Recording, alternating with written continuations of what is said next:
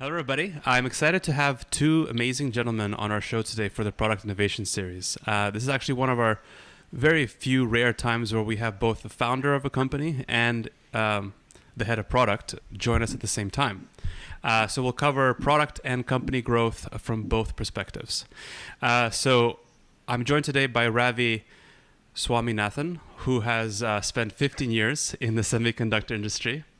He was the VP and General Manager of SanDisk for 5 years, and he actively contributes his writing to Forbes Council and is also the CEO and founder of TaskHuman, a service that offers one-on-one sessions with live wellness coaches via video call. And the other guest speaker that we have today is Seth Barron, who actually joined TaskHuman in 2021 as the head of product. Seth also teaches yoga as an RYT 500 certified instructor in New York. And he previously founded a consulting practice called One Deep Breath. Ravi, Seth, thank you so much for joining me today. I really appreciate your time. Thank you for having us. Thank you for having us. It's really a pleasure. Oh, great. I'll kind of just jump into it. The first question I have is really for Ravi. Something came up in our conversation we had when we spoke last, and you said that TaskHuman is Google for people. So I wanted to ask, what did you mean by that, and how did you arrive at that positioning? Yeah, it's, I'm a big fan of Google. I think all of us are. It's one of the most amazing companies out there and, products ever invented, right? The simplicity of the user interface is amazing. I mean, it's just a box. You go in and, type whatever is on your mind. And the amazing thing is they pretty much index the entire written word, right? Anything that's been written probably in any language has been indexed, and it's now at your fingertips, and they get it to you in 0.00004 seconds, or however fast that works, right?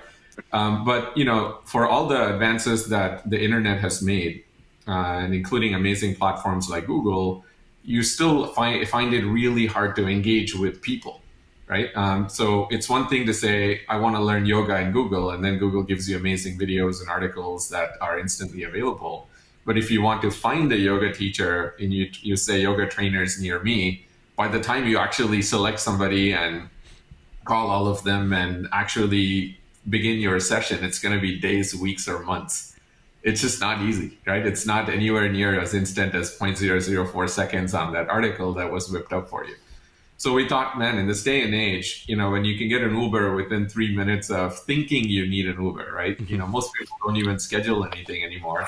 You finished your meeting, you're coming down the stairs, that's when you open the app and go, somebody pick me up in 3 minutes. That's really the experience we wanted to bring to you to help you find amazing experts in just 1,000 different topics of work and personal life.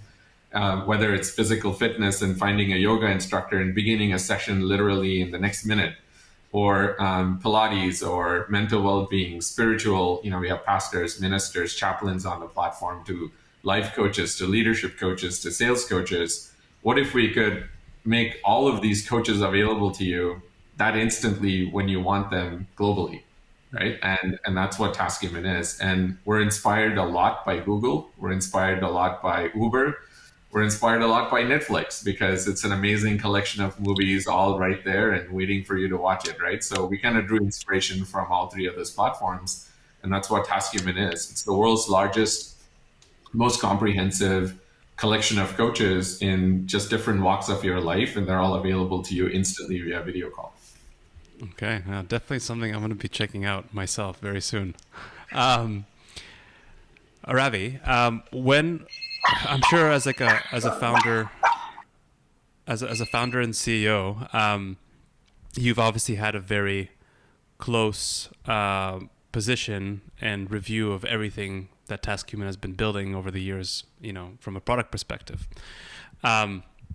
So the next question I have is really for Seth, because there's always this dynamic in terms of like a CEO and founder who has a vision of a product, and where it needs to go and how it's going to look, and being hands-on. And then you have somebody like had a product like Seth coming on and joining the reins, and then trying to navigate how to succeed from kind of where things were. So Seth, a question I have for you is what was the product like when you arrived in your first year in 2021? So the product had already, was achieving that sort of simple, immediate access that Ravi had described. And I apologize for the puppy barking in the background. Classic, just, timing. That's the moment he chooses to bounce around like a little 8-year-old puppy. So that's a product over which I don't have a lot of control, despite my best efforts to date. So the product had, this clarity of purpose that I found incredibly compelling. I'd also spent a good long time of my career at Google. And so, when I saw that there was both this like clarity of focus and this incredible breadth of scaled opportunity to solve what was an unsolved problem, right? How do you connect people who want to grow, learn, do, develop, and be better with people who know something about how to grow, learn, develop, and be better? And, we think about that in the context of like, how do we have the least amount of friction possible? And how do we make those connections as easy as possible? So that, and I think, that's one of the most consistent areas of focus for us, is that like ruthless simplification and that laser focus on facilitating these connections, right? TaskHuman is like a human connection platform, a human connection engine. And there is something really magical that happens when you find that person who can offer you that kind of support. Right. That's very interesting. And what was the first thing you took on when you became the product lead? Yeah, I took a really deep dive into consumer experience. So how do we map out and how does a consumer discover and all the way through to that calling experience, step by step, was one of the first things I really wanted to immerse myself in, both to excuse me, both to start from a place of that deep empathy for our consumers and our providers, right? So we think about users really expansively because we have both providers and consumers, right? And think through just all of their different touch points through that experience, from getting onto the app to finding the subject that you're looking for, to how do you decide which of the coaches that could coach you on that subject is the right coach for you, to making the call and what's our call experience and our post-call experience. How do we keep you engaged on the platform? How do we make that provider experience as rich and exciting as possible? So I really started thinking about it from that experiential place. And one thing that was interesting when Ravi and I chatted before was when you align on a product vision between, say, as a founder and CEO who's been involved running the product, and then you have somebody like yourself, Seth, who comes on as like the head of product. How do you align on something that, with specifically regarding the product vision, that becomes so clear in terms of what you have to do, that it just comes down to just the mechanics of it at the end of the day? And maybe I'll start off with you first, Ravi. Yeah, I mean, for me, and I'll also invite Seth to pitch in here, right? Because this is the nuance at the end of the day. I'm a crazy guy. I have crazy ideas, and I want things done a certain way. And so, and because I was the sort of founder product guy as well, right? There are different kinds of founders. Some are more sales oriented, some are marketing oriented, some are engineering focused, some are product focused. I just happen to be the product focused founder. And so when I was thinking about, who I could partner with to kind of let go, it did need to be somebody who was really special, right? Somebody who could work with my crazy. First, they had to be bald. I mean, as you can tell, product in this company, hair is not, required. And so, I'm in the same boat. Yeah, exactly. So you're welcome to join the team anytime. Right? But outside of that, it had to be somebody who had what I would think of as sort of egoless development, right? Because it is, you have to make a lot of judgment calls, as I'm sure your audience is keenly aware of, right? Product is equal art and it's science. There's definitely the science of product management, and you can think about it and get user surveys and this and that. And then there's the art, which is informed by just gut feel, right? Sometimes you don't want to be asking your customers what they want because they'll tell you they want a lemon and an apple and orange all in one, right? and then you end up building a grapefruit anyway. So so it has to be that combination of somebody who could come in and contribute to the process in an egoless way, so that we can make collective decisions that are following both the science and the art, right? And so it had to be that sort of a special person that got along really well with me, was able to put up with my idiosyncrasies, work around me if needed, work with me if needed, right? And Seth just happens to be that kind of guy, and brings real keen insight. Spent 15 years at Google doing so many different things, and had sort of that collaborative mindset in a high growth company. And so it just was a perfect marriage, which is really what allows us to both yell at each other, but still be able to get stuff done, right? And so it does require that sort of special connection. And to be honest, I was not looking for a product manager when I brought Seth on. Seth was just somebody I wanted to work with. And then it also turned out that he was an amazing partner. So he started off in one place, and I said, Seth, you look like that rare unicorn that can actually work with me and still evolve the product. And, do you want to take on product? And then he said yes. And as they say, the rest is history, right? So it's sort of a very interesting way this worked out, but that's why it worked out. Yeah, I'll tell it. I guess from my side, first of all, thank you for that, Ravi. And what I'll say is, I think, we had, even in our first conversation, like, we just had this immediate connection. Like, Ravi's vision resonated very powerfully for me as a professional and as a human being, honestly. I think when you take these kind of jobs at startups, like, I think if you're going to do it great, it's got to be something that, like, is more than a paycheck, right? I mean, like, keep the paychecks coming, but please, Ravi, please. No. I also say please to our CFO. So exactly. To our board of directors and all of our investors, thank you. Really, though, that these kinds of roles, and I think for your audience too, I didn't set out to. And when I started looking for the next phase of my career, I didn't have like a title in mind and say this is, it had to be this.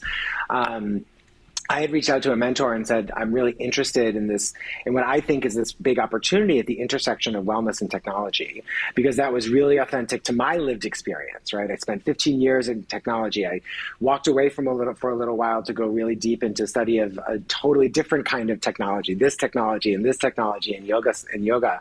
And then I really thought to myself, how do I put all that together in this next phase of my career?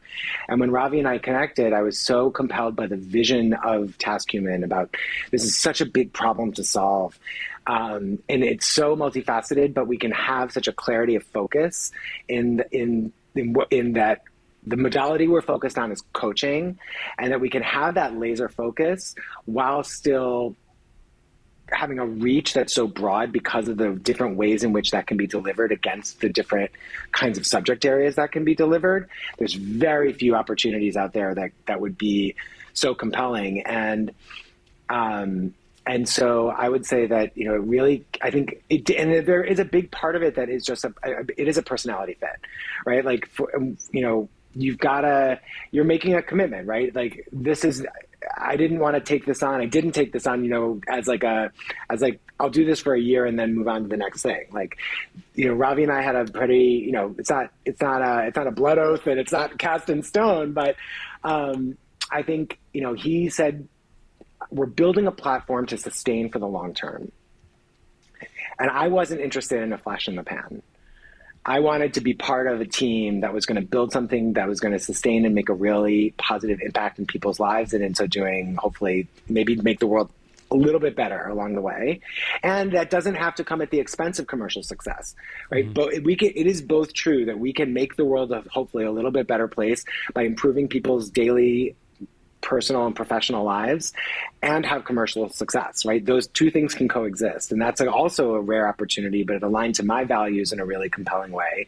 And so it's the sun and the moon and the stars definitely have to be aligned for that. And there is that personality fit too. And in this case, it's been an amazing, year plus, and I still feel like we're just getting started in like the most exciting way. Oh, that's amazing. Ravi, you mentioned something about, customers want an apple, orange, and then you get a grapefruit. And my next question, it's a follow-up to that statement, is you never ask what customers want, if I recall correctly, is what you said to me before. So I'll give you a controversial statement. there we go. So why? And follow-up question is, why do you think, maybe this one is for you, Seth, why do you think so many product leaders misunderstand this principle? Yeah. I mean, I'll obviously, it's a nuanced comment, right? You don't want to be not asking your customers what they want. But I think, in reality, you can definitely ask people what they want, depending on the kind of business, right? I'm sure your audience is all the way from, widgets to, complex software to just different things, B2B, right? Different product managers. We are a B2B2C business. Our fate is decided not just by the buyer of the product, but by the actual employees of different companies that use this product, right? And so, because this is meant for personal well-being and personal coaching, and so, ultimately, even though, one of our customers is Zoom and they'll buy this product, at the end of the day, if not enough employees are using it, nobody's going to renew it, right? And so we are sort of that B2B2C kind of model.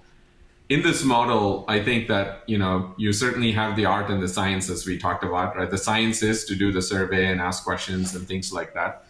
The art is, still more dominant, I would say, than the science, because if you ask enough people, you will get different opinions about what they want next. And so you can really get confused by that. And so I think it's sometimes better to ask what people want, sort of like what Apple does, right? You put something out there and then people vote on, that feature and how they use it. And there is a, way that goes about, right? Without actually talking about what feature you're going to be putting out there, right? And so I think I'm more in that mold of, again, I'm not any expert in how Apple does their stuff, right? But I'm more in the mold of, be more gut focused, right? Listen to your gut. That's what got it started. Combine that with, insights from how customers are using the app, right? There's what people will tell you when you ask them a question, and then there's what people actually do.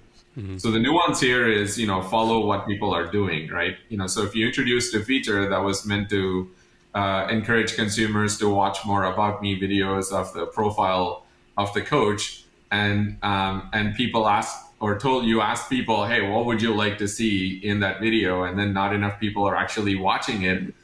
I'd rather follow what people are doing rather than what people are saying, right? So it's a little bit of that nuance that, you asked for a controversial statement. We talked about that. But that's what I mean by follow what people are doing rather than ask what people want to do. Amazing. And Seth, that question, why do so many product leaders misunderstand this principle? It's a great question. And I think there's a couple things. Sort of to Ravi's point that, like, if it's easy to get lost in that sort of in the feedback loop, right? It's easy to get lost in like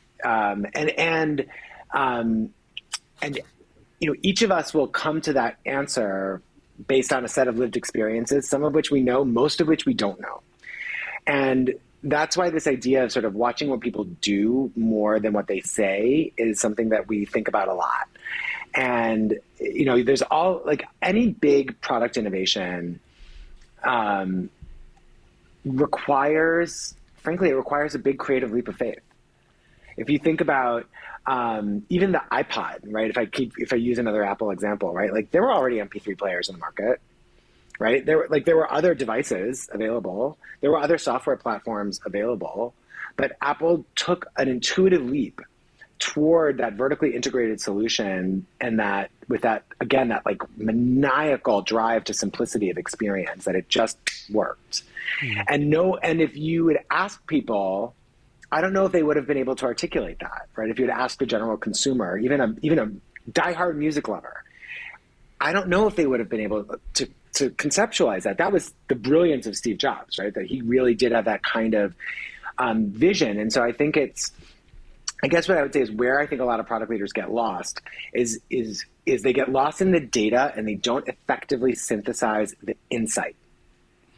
The data is just the observation. The insight is the understanding.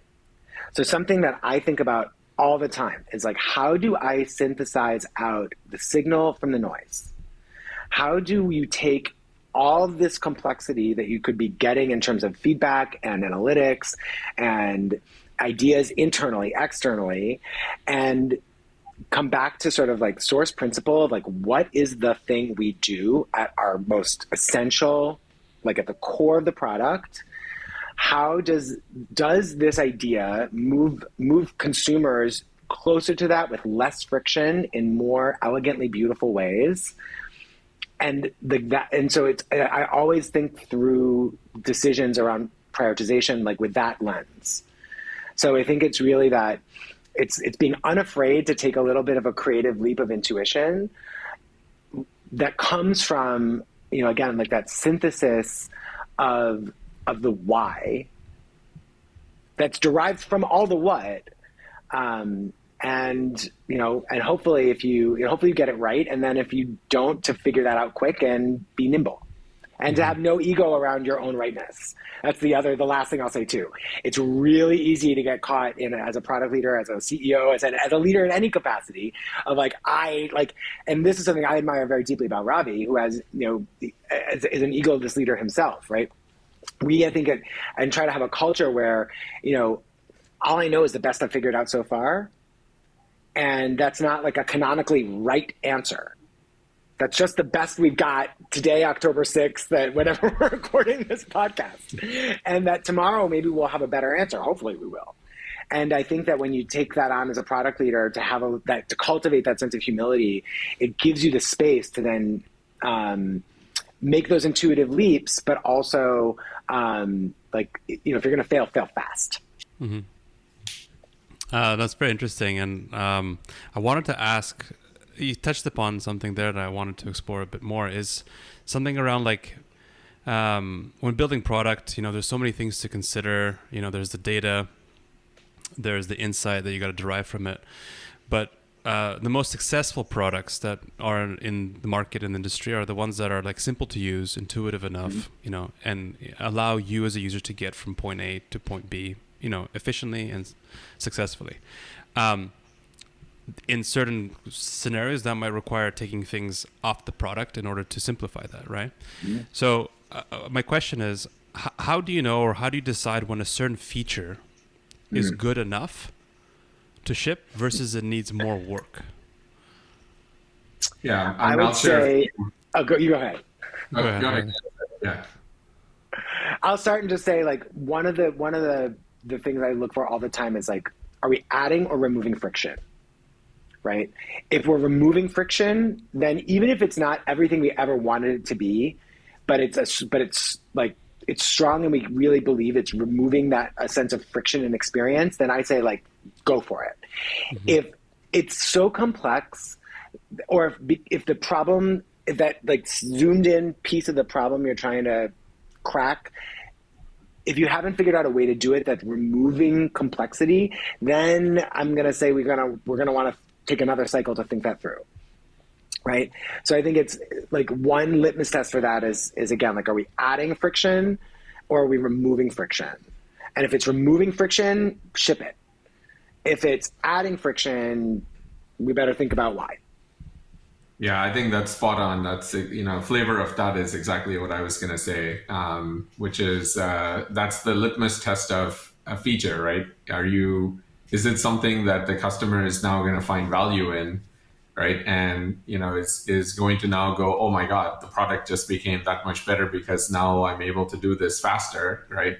Or this new thing that I wasn't able to do. Or, is this, feature actually, requiring training and, requires a little bit of brain power to use this thing, which is extra learning cycles for the customer, right? Which is, something that most people don't have these days, right? Mm-hmm. So that's also a lens in which to look at it, which is, is it such a new feature? Like, if you're going to make the iPod more complex, then, because it's now doing one more thing, right? Maybe you were just listening to songs and now, you're now going to also use that as a doorbell, so now you've added another feature, which, you have to train the user on, right? And so I think, having the core functionality and then removing friction is just beautifully put. And that's sort of our barometer for stuff. that being said, just to be real, as a startup, we make tons of mistakes, right? I mean, we go through 2 to 3 week type of sprints, which means every 4 weeks we're releasing new software to the Apple App Store and Google Play Store with the app. And that's a pretty fast paced breakneck cycle of product development. And sometimes we do introduce a feature that, maybe is a little bit more friction than, what we thought, but we quickly work on the next sprint and then remove the friction in the process, right? So our hope is that net, we're really balancing that addition of the feature. And then, in totality, it's removing, friction in what used to be the larger user experience. Awesome. Last question I have for the both of you is around biases in decision making. There's a whole slew of different biases.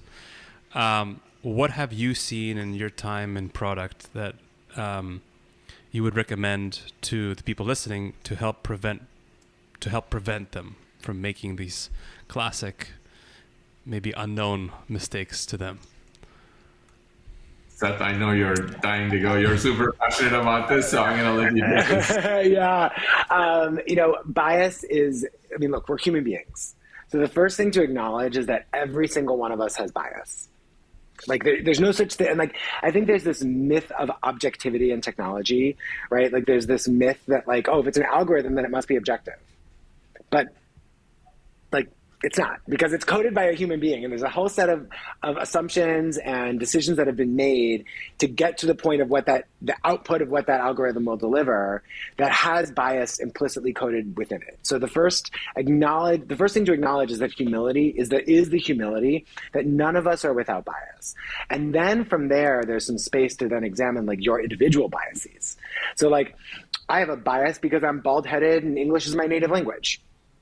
I can't change those things. But what I can do are things that are to interrupt that, to say, if it's a language feature, for example, we were going to really build and scale that up, is to then start to then actually ask people who, that's where user feedback can be super valuable, when it's really intentional because you're interrupting a sense of your own bias. So what I would say, the first thing is just get present to your own biases, and without judgment, without, I know it probably sounds too yogi now, but really with that it's not good or bad, it just is, right? I'm a 6 foot tall, bald headed guy who lives in New York City, and I'm a native English speaker. All these inform my perspective. So if there's other things that I need different perspective to, not assume I have to know, that's the freedom I'm speaking to, is that well, I don't have to know everything. I just have to know enough to know that I don't know. And then I can go find other perspectives to inform a decision. But I think where people get trapped is they either assume objectivity where it doesn't exist, and then they're not willing to sort of be clear and present to their own bias in a way that then clouds their decision making. Amazing. Ravi, did you want to add to that, or did No, I think it's well nailed put. it. Yeah. Okay. Right. Awesome. Thank you, Ravi, Seth. Thank you so much for your time, your wisdom. I really enjoyed this specific episode. I think it was very enlightening to other listeners who is a CEO or a product leader. This synergy you guys have is fantastic. And thank you always to our listeners. And tune in for the next episode coming soon to you.